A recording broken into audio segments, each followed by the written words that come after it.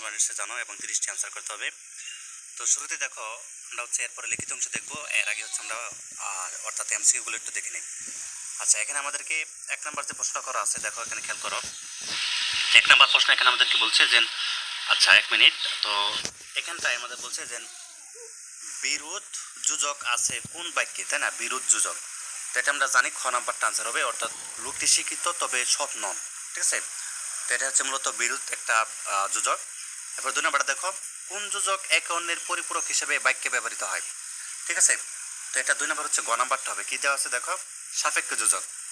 আচ্ছা, এরপরে দেখো আমাদের 3 এবং 4 নাম্বারটা, যে 3 নাম্বার এখানে বলছে যে সাধারণ যোজকের ব্যবহার হয়েছে কোন বাক্যে। এখানে 3 নাম্বার আনসারটা কি হবে, ক নাম্বারটা হবে, তাই না? চা না হয় কফি খান, সরি এই যে ক নাম্বারটা হবে, যেটা হবে জলদি, এটা হবে না, জলদি দোকানে যাও এবং কলম কিনে নাও। ঠিক আছে, এটা হচ্ছে সাধারণ একটা যোজক। আচ্ছা, এখানে বলছে অনুমোদন সমিত সমর্থন প্রকাশ পায় কোন জাতীয় আবেগ শব্দে। আচ্ছা, 4 নাম্বার উত্তরটা, এটা ক নাম্বারটা হবে সিদ্ধান্ত আবেগ। আচ্ছা, এরপর দেখো 5 নাম্বার, নিচের কোনটি অলংকার আবেগ। তো এখানে 5 নাম্বার উত্তরটা হচ্ছে তোমাদের খ নাম্বার হবে, অর্থাৎ যাগ্যে ওসব কথা যাক থাক। আতঙ্ক আবেগ প্রকাশ পেয়েছে কোন বাক্যে। এখানে 6 নাম্বার আনসারটা হচ্ছে তোমাদের এখানে গ নাম্বার হবে, শেষেরটা, অর্থাৎ বাপরে বাপ কি ভয়ঙ্কর ছিল রাক্ষসটা।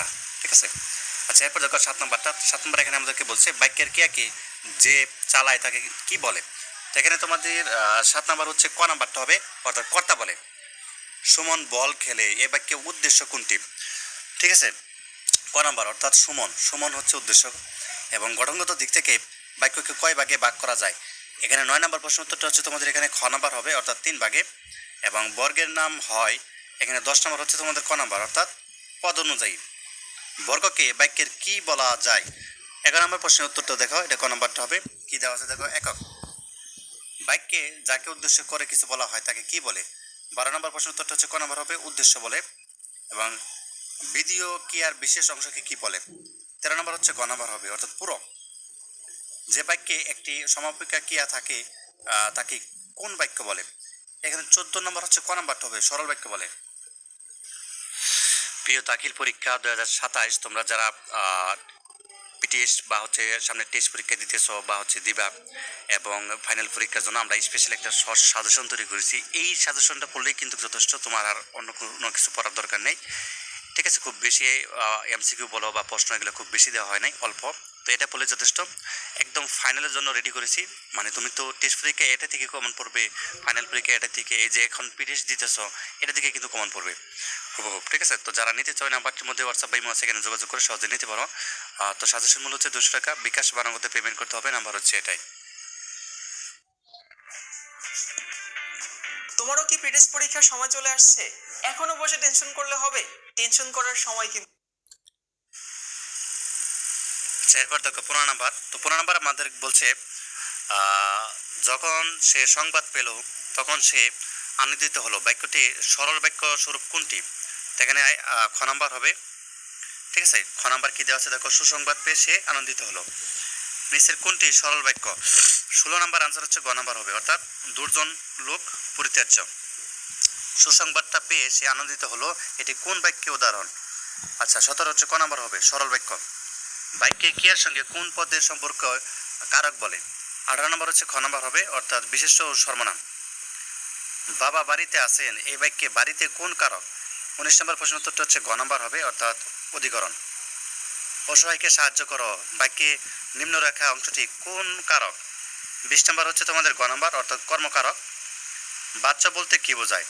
তো 21 নম্বর প্রশ্ন উত্তরটা হচ্ছে খ নাম্বারটা হবে, অর্থাৎ বাক্যের প্রকাশভঙ্গি। ঠিক আছে, আচ্ছা এরপর দেখো চিঠিটা পড়া হয়েছে কোন বাচ্চের উদাহরণ। এখানে 22 নম্বর উত্তরটা হচ্ছে খ নাম্বারটা হবে। খ নাম্বার এখানে কি দেওয়া আছে দেখো, কর্মবাচ্য। বক্তার কথা উপস্থাপনের ধরনের কি বলে। তো 23 নম্বর আনসারটা দেখো, এটা হচ্ছে ক নাম্বারটা হবে, উক্তি। পরোক্ষ উক্তিকে ওইখানে থাকলে প্রত্যক্ষ উক্তিকে কি হবে। তো 24 নম্বর আনসার হচ্ছে গ নাম্বার হবে এখানে। শব্দবর্গ ও অধীন বাক্যকে আলাদা করতে ব্যবহৃত হয়।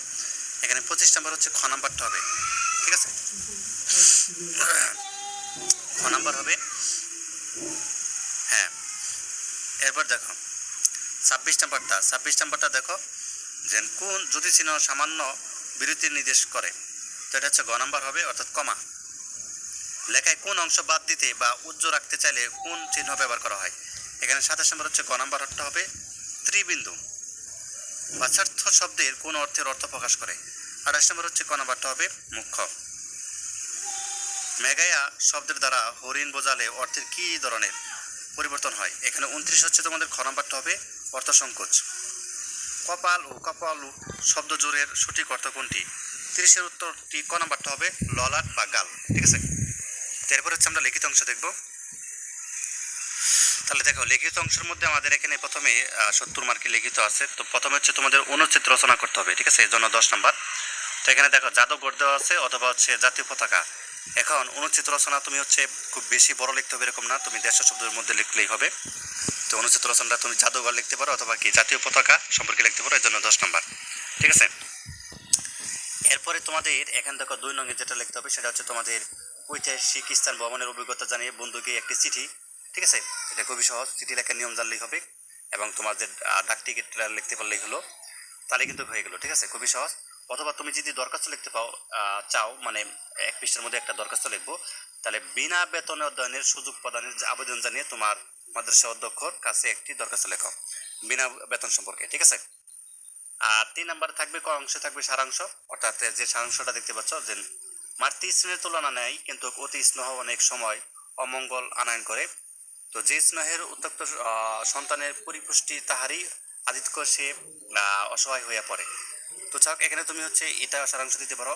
আবার অনেকে হচ্ছে যে না আমি সারমর্ম দিব, তাহলে সারমর্ম দিতে পারো খ নাম্বারে, তোমার অপশন আছে যেহেতু।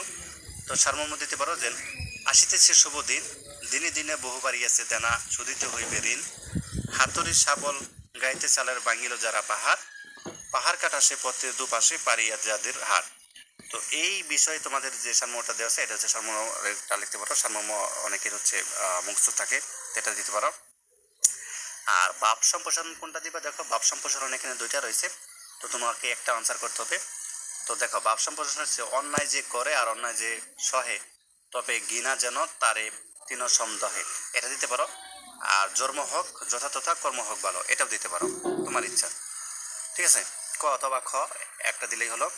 এরপরে 5 নম্বরে থাকবে তোমাদের হচ্ছে অর্থাৎ প্রতিবেদন থাকবে। এখানে তোমাকে একটা বিষয় বুঝতে হবে যে প্রতিবেদন কিন্তু সাধারণত 2 ধরনের হয়, একটা হলো সংবাদপত্র প্রকাশের জন্য আর একটা কি প্রাতিষ্ঠানিক প্রতিবেদন। যেমন প্রথমটা দেখো কি দেওয়া আছে, তোমার মাদ্রাসার নবীবরণ অনুষ্ঠান উদযাপনের বিবরণ দিয়ে পত্রিকায় প্রকাশ উপযোগী একটি প্রতিবেদন লেখো।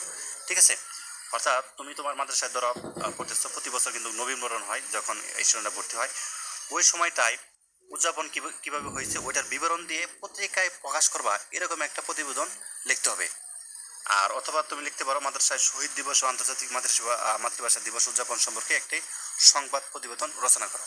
ঠিক আছে, তো এখানে তুমি ক এবং খ ওয়াইটাই দিতে পারো। আর প্রবন্ধ রচনা রয়েছে 3টা, এখানে তুমি যে কোনো একটা দিবা, এই জন্য তোমার নাম্বার হচ্ছে অনেক বেশি, 20 নাম্বার। ঠিক আছে, প্রবন্ধ রচনা খুবই গুরুত্বপূর্ণ, এখানে কিন্তু অনেক বেশি নাম্বার। তো এখানে আমাদের রয়েছে কিন্তু 20 নাম্বারের মতো। তো এখানে দেখো কোনটা রয়েছে, যেমন বাংলাদেশ পর্যটন শিল্প খুবই গুরুত্বপূর্ণ, এটা আমি ফাইনালের জন্য কিন্তু 99% দিলাম। ঠিক আছে, যখন তোমরা হচ্ছে দাখিল পরীক্ষা দিবা। আর লঞ্চ ভ্রমণ অভিজ্ঞতা আর কৃষিকাজের বিজ্ঞান, এই দুইটা প্রবন্ধ রচনা আমি তোমাদের জন্য একদম ফাইনাল করে দিলাম। ঠিক আছে, ফাইনাল মানে হচ্ছে একদম যখন তোমরা অর্থাৎ দাখিল পরীক্ষা দিবা। ঠিক আছে, আমি এই দুইটা হচ্ছে 100% করে দিতে পারি, 100%। ঠিক আছে, ইনশাল্লাহ এখানে দুইটা আসবেই। তো এই ছিল, ধন্যবাদ সবাইকে ভিডিওটি দেখার জন্য। আল্লাহ হাফেজ।